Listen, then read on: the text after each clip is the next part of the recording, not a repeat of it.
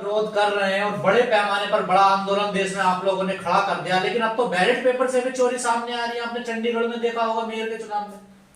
तो किस पे भरोसा किया जाए, अब ईवीएम पे, बैलेट पेपर पे? अब तीसरा ऑप्शन क्या है? आपके चैनल को अभिनंदन करते हुए मैं ये कहना चाहूंगा कि जब तक राष्ट्र धर्म को लोग नहीं अपनाएंगे, ईमानदारी और पारदर्शिता नहीं लाएंगे, चोर और बेईमान हर जगह हर विभाग में बढ़ा पड़ा है, खरीद और फरोख्त हो रहा है। और इसीलिए मैंने एक बार नहीं कई बार कहा कि आज जो सत्ता में जाता है वो 5 एम लेकर के जाता है। एक तो दिमाग उनके पास होता है, उनके पास पैसे हैं, उनके पास जो है मनी, एक तो हमने कहा माइंड का इस्तेमाल होता है चूंकि उनके बहुत सारे एडवाइजर्स होते हैं, और दूसरा होता है मनी जिससे वो दबाव बनाते हैं, और तीसरा माफिया माफिया आज हमारा जो है वो जो है ईवीएम मशीन हो गया है। और जहां तक बैलेट की बात है, अगर उसमें भी माफिया काम करेगा तो फिर माफिया ही काम करेगा, बदमाश लोग काम करेंगे, क्योंकि चोरी कौन करता है? माफिया करता है। चोरी तो दोनों जगह हो रही है ना। हाँ देखिए, लेकिन सवाल यह है कि जहां ईवीएम और बैलेट की बात है, ईवीएम में एक बार काउंटिंग होने के बाद दूसरी बार काउंटिंग नहीं होता, तो आपने पूरा एक बार चोरी किया तो किया। लेकिन अगर बैलेट में चोरी किया, जैसे आपने अभी आप ही कह रहे हैं कि हमारे चंडीगढ़ के अंदर चोरी हुआ, कैमरा के अंदर देखा गया तो पकड़ा गया, फिर कहा कि फिर से देख लो, फिर लाओ कागज, कहा गया अब कागज को खा जाएंगे तो ऐसा तो नहीं होगा, आपको कागज या चेक होगा तो 1 बार 2 बार 3 बार 4 बार 5 बार चेक हो सकता है, उसको पकड़ा जा सकता है। लेकिन ईवीएम में एक बार बटन दब जाती है तो पिताजी हो गया। तो इसलिए ईवीएम में बहुत ज्यादा गैंगस्टर काम करता है। वहां पे ब्लैक और व्हाइट शीशे होते हैं और उसके अंदर जो सिस्टम है, या तो ईवीएम मशीन चोरी कर दिया गया, या बदल दिया गया, या उसमें सिस्टम बदल दिया गया, तो ये बहुत सारी संभावनाएं उसमें है। इसलिए कि जहां इलेक्शन कमीशन कह रही है कि 10-15% चोरी का तो कुछ संभावना हो सकती है, तो भाई 10% का मतलब है 1 लाख वोट में 10,000 वोट अगर चोरी हो रही है तो आज 1 वोट का कीमत होता है। 1 वोट में जो है एक जनप्रतिनिधि चुन लिया जाता है, या हार और जीत का फैसला हो जाता है। आप 10,000 आप खुद कह रहे हैं तो आपको ईवीएम बंद कर देना चाहिए और आपको बैलेट से करना चाहिए। जहां शक और शुबा होगा, दोबारा काउंटिंग हुआ, तिबारा काउंटिंग होगा, तो वहां पे बचाव हो सकता है। कहीं चोरी थोड़ा बहुत अगर होती भी है तो उस पे जो है अपना जनप्रतिनिधि अपना जो है दावा ठोक सकता है। अब तो सुप्रीम कोर्ट भी कह रहा है कि लोकतंत्र की हत्या हो रही है। बिल्कुल कहेंगे सुप्रीम कोर्ट को कहना पड़ेगा। हालांकि ये भी पपट हो गए हैं, ये भी सारे के सारे सत्ता के लालच में, सत्ता के पक्ष में इलेक्शन कमीशन जो स्वतः होना चाहिए, पारदर्शी होना चाहिए, आप जो है न्यायपालिका को पारदर्शी स्वतः होना चाहिए, ये सब एनजीओ है। लेकिन सरकार से चूंकि इनको अपॉइंटमेंट होती है, नौकरी मिलती है, सैलरी मिलती है, तो ये कहते हैं मैं सरकार का हूं, जबकि पैसा जो इनको मिलता है सैलरी वो जनता का होता है। तो जनता का इनको दायित्व होना चाहिए। और सरकार जो प्रदेश का प्रधानमंत्री और गृह मंत्री और जो मंत्री होता है वो कहता है कि मैं सेवक हूं, मैं चौकीदार हूं, लेकिन जिसको जनार्दन कहा जाता है उसको दबाते हैं, उसको उत्पीड़न करते हैं, शोषण करते हैं और उनके हक और अधिकार को मारते हैं और अपनी मनमर्जी करते हैं। तब संविधान कहाँ है लोकतंत्र? तो लोकतंत्र तो खत्म हो गया। जब हम उसको जोगतंत्र बना देंगे, जब हम उसको पावर, मैंने कहा 5 एम, जहां पे हमने जो है माइंड गेम खेलेंगे, जहां मनी गेम खेलेंगे, जहां माफिया गेम खेलेंगे, जहां पे मीडिया जो इलेक्ट्रॉनिक मीडिया उसका गेम खेलेंगे, और उसके बाद 5वां है मार्केटिंग करेंगे, तो ये 5 एम मिल करके आप जो है हमारे हक और अधिकार को, हमारी शांति को भंग करोगे, छीनोगे, तो हम कहां हैं? लेकिन इतिहास में पहली बार आप लोगों ने ऐसा कर दिया कि ईवीएम को लेकर शक होने लगा। सर अब तक तो लोग ऐसे ही करते थे। देखिए शक नहीं, 1999 मैं ईमानदारी से कह रहा हूं, 1999 में जब टीएन शेषन साहब इलेक्शन कमीशन के, तो उन्होंने कहा कि कुछ बदलाव, एक नया टेक्नोलॉजी आना चाहिए, तो हम लोगों ने सभी ने विश्वास किया जो एक नई चीज आ रही है, फास्ट हो जाएगा, अच्छी बात है। जो देर होता है काउंटिंग में 2 दिन 4 दिन लग जाते हैं, तो वो जो है 1 दिन में हो जाए। तब मैंने बहुत बार 2 साल से कह रहा हूं कि जब आप ईवीएम से चुनाव करा रहे थे तो आप जिस दिन वोटिंग होती है उसी दिन आप सामने काउंटिंग क्यों नहीं करते? आप 8 दिन देर क्यों कर रहे? क्या ये बैलेट से तो नहीं हो रहा? तो आप काउंटिंग क्यों नहीं करते? क्योंकि बीच में चोरी करते हैं। एक दूसरा ये कि जब 1999 में हुआ तब तक कोई चोरी नहीं था, क्योंकि नया नया था। फिर 2011 तक नहीं हुआ, लेकिन 2014 से उसमें टेम्पर्ड करना शुरू किया, आपने व्हाइट से ब्लैक शीशा लगाना शुरू किया, उसमें जो 7 सेकंड का जो ड्यूरेशन है उसमें आप घपला करने लगे, आप मशीन को चेंज करने लगे। टेम्पर्ड मशीन कहां गया? 19 लाख मशीन गायब है, वो कहां गया? 800 मशीन जो है उत्तर प्रदेश में जला दिया। 8 लाख मशीन आप जो ला रहे हैं उसमें क्या कर रहे हैं आप हमें नहीं पता, जनता को नहीं पता, छोटे छोटे पार्टियों को नहीं पता, छोटे छोटे पार्टियों को मौका नहीं दिया जाता है। आप जो है आचार संहिता जब लगाते हैं तो 8 दिन के अंदर जो बड़ी पार्टियां जिनकी चुनाव चिन्ह है वो तो 50 साल करता है, लेकिन छोटी पार्टियां बेचारा जो अच्छा काम करता है, सामाजिक काम करता है, वो भी एक पार्टी है, वो भी रजिस्टर्ड है, लेकिन उसको मौका कहां मिलता है जनता के बीच में जाने का? तो वो नहीं जाता। और नतीजा ये है घूम फिर करके जो कह रहे हैं कि ये जो हमारा परिवारवाद है, तो परिवारवाद 2 तरह का परिवारवाद है। एक जो मान लीजिए कि सोनिया गांधी और गांधी के परिवार की बात करें, और दूसरी जो एक पार्टी का परिवारवाद है कि हम ही होंगे और दूसरा कोई नहीं होगा। तो कॉर्पोरेट हाउस परिवारवाद की तरह से चलता है और इस तरह से देश को लूट रहे हैं। एक ही परिवार के लोग 8 लोग, 12 लोग, 22 लोग, 28 लोग सब नेता है और दूसरे लोगों को मौका नहीं मिलता। आप लोगों ने चुनाव आयोग को फंसा दिया। आप देखिए, चुनाव आयोग हमारे जनता के जनप्रतिनिधित्व करने के लिए एक संस्था है, एक एनजीओ है। उनको पारदर्शी होकर के जनता के अधिकारों को सेवन करने के लिए, जनता के अधिकारों को बचाने के लिए जनता की आवाज को सुननी चाहिए। और उसके अंदर सामाजिक सरोकार के लोग जो है मलाई खाने वाले नहीं है, या जो रिटायर्ड जस्टिस है सुप्रीम कोर्ट के, उनकी टीम होकर करके उस पर काम करना चाहिए। लेकिन ये काम नहीं करते, ये सरकार से पूछते हैं, सरकार के पट्टू बने रहते हैं। और अगर सरकार प्रचार प्रसार करती है तो वो उसमें कोई अंकुश नहीं लगता, लेकिन एक छोटी पार्टी, एक छोटा जो जनप्रतिनिधि बनता है उसमें दुनिया भर के दबाव होता है, एक एक रुपया का हिसाब मांगा जाता है, उसके पीछे लगे रहते हैं कुत्ते बिल्ली की तरह। तो ये जो है इलेक्शन कमीशन नहीं होना चाहिए, उनका ड्यूटी ऐसा नहीं होना चाहिए, उनकी पारदर्शिता होनी चाहिए। तब इलेक्शन कमीशन का उसका जो है चेहरा सही होगा, तब लोग विश्वास करेंगे। आज विश्वास नहीं कर रहे हैं क्योंकि आप सरकार की भाषा में बात कर रहे हैं। आप सरकार नहीं है, लेकिन सरकार की भाषा में कर रहे हैं। आप सरकार बनाने में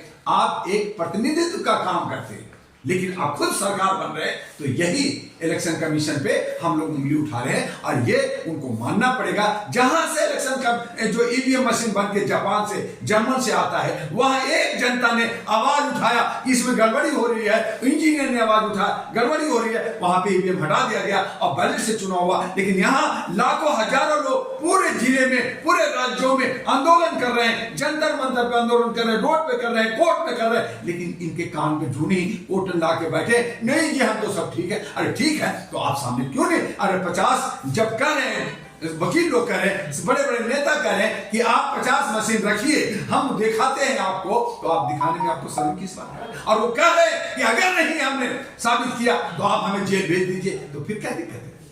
क्या दिक्कत है? आप बिना गवाही का, बिना ये का, बहुत सारे नेताओं को ईडी इनकम टैक्स ड्रा करके एक इंस्ट्रूमेंट बना करके आप जेल भेज रहे हो, तो आप इसमें भेज दो ना। आप लोग चैलेंज कर रहे हैं कि 2024 में ईवीएम से चुनाव नहीं होने देंगे।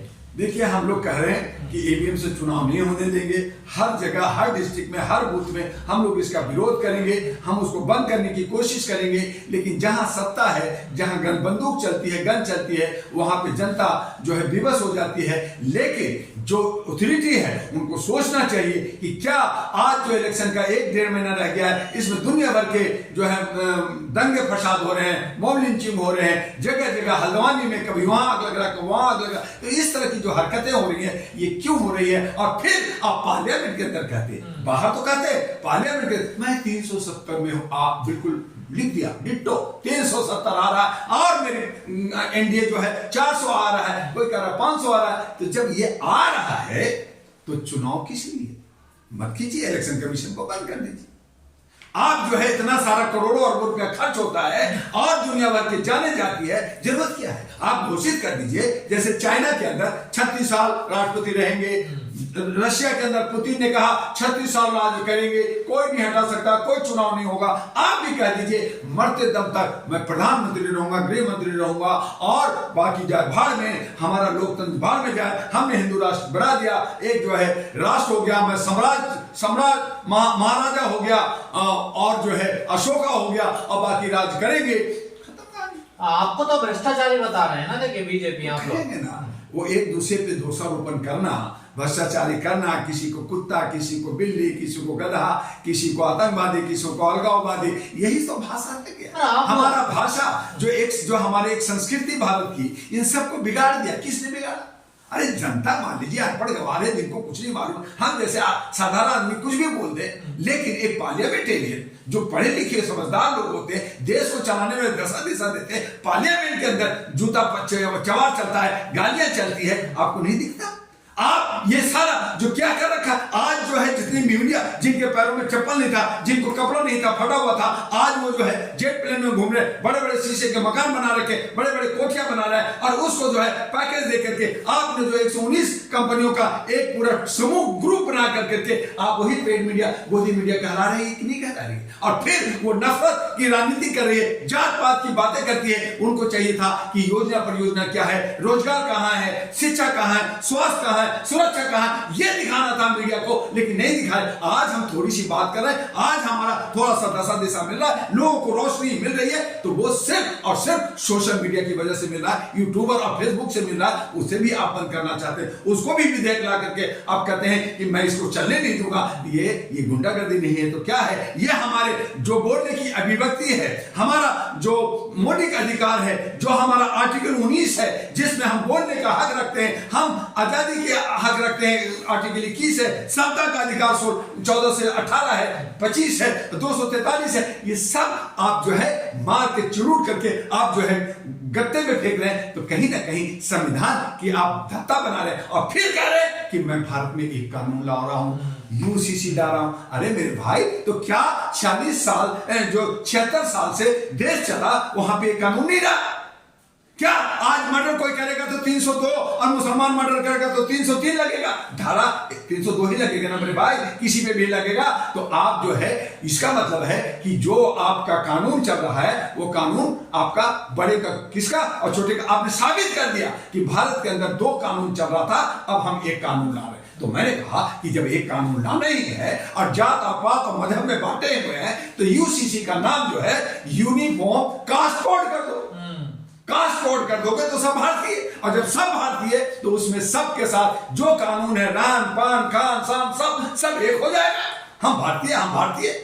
लेकिन नहीं, हम तो नफरत फैलाएंगे, हम कहेंगे वो कटुआ है, हम तो कहेंगे वो आतंकवादी है, हम तो कहेंगे वो अलगाववादी है, वो मुसलमान है, वो हिंदू है, वो जैन है, उसको मारो, उसको पीटो। ये नफरत कर करके आप जो है सिर्फ और सिर्फ कुर्सी के लिए, सत्ता के लिए काम करें। तो कौन, मैं कहना चाहता हूं आदरणीय माननीय सामान्य प्रधानमंत्री जी से अपील करना चाहता हूं आपके चैनल से कि उनको धर्मनिरपेक्ष 141 करोड़ की जनता के जनप्रतिनिधित्व कर रहे हैं, वो प्रधानमंत्री हैं, उनको सबका चहेता होना चाहिए और सबको समान रूप से, जैसे भगवान होते हैं, हम कहते हैं कि भगवान जो बारिश करता है, तो बारिश ऐसा नहीं करता है कि एक मंत्री के घर में बारिश करेगा और किसान के घर में नहीं करेगा। आप जो है एक जो है दरवाजा, वो बारिश होती है तो हर जगह होती है। तो उसी तरह से देश के प्रधानमंत्री को चाहिए कि 141 करोड़ का जनप्रतिनिधित्व करते हुए उनका सम्मान, उसका प्यार लेना चाहिए और उनके लिए काम करना चाहिए। लेकिन अगर नफरत, अगर एक जात, एक काम, और आप जो है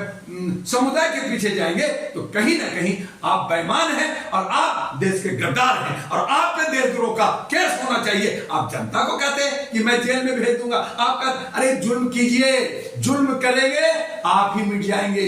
जहां जहां जिस देश में जिस कौम की जगह जहां जुल्म किया, वो जुल्म करने वाला मिट गया है। आज नहीं तो कल आप देखिए, हिटलर भी नहीं रहा, मुसोलिनी भी नहीं रहा, देश के अंदर बहुत सारे जुल्म करने वाले लोग चूहे की तरह भीड़ में चलते हैं। तो मैंने कहा, मैंने 3री क्लास में पढ़ा था, एक किताब में पढ़ा था कि बहुत सारे चूहे अपना नाच रहे, गा रहे, खा रहे, लोगों ने कहा यार बड़े उद्योग मचा रहा है, तो एक करो, लो एक बांसुरी वाले को बुलाए, पैसे देकर के, भाई ठीक है, इनको सबको साले को ठिकाने लगा दो। वो बांसुरी नहीं बजाया। जो आज मार्केटिंग कर रहे हैं, मार्केटिंग कर करके बांसुरी बजाया, ले गए और ले जाके पहाड़ और घाटी में जाके सब चूहे को मार दिया।